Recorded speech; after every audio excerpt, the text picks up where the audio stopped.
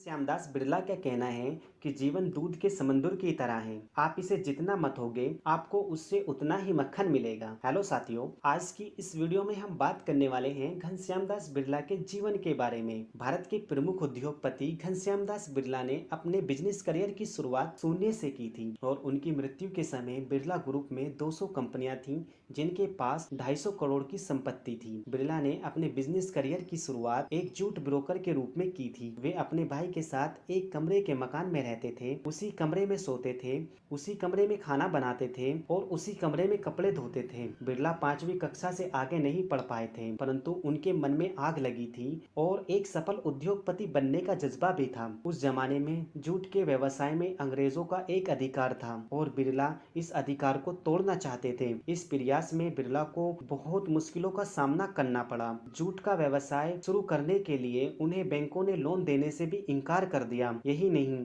एक अच्छी जमीन खरीदने की राह में भी अंग्रेजों ने रोड़े अटकाए, क्योंकि अंग्रेज नहीं चाहते थे कि जूट के व्यवसाय में कोई हिंदुस्तानी उनका प्रतिबंधित बने। बिरला ने अपनी मिल शुरू करने के लिए जो विदेशी मशीनें बुलवाई थीं, रुपये का भाव गिरने के कारण उनकी कीमत 2 गुनी हो गई थी। बहरहाल बिरला ने सारी मुसीबतों से जूझते हुए भी अपनी मंजिल की तरफ बढ़ते रहे। जूट का बिजनेस शुरू करने के बाद उन्होंने बहुत सी कंपनियां स्थापित की।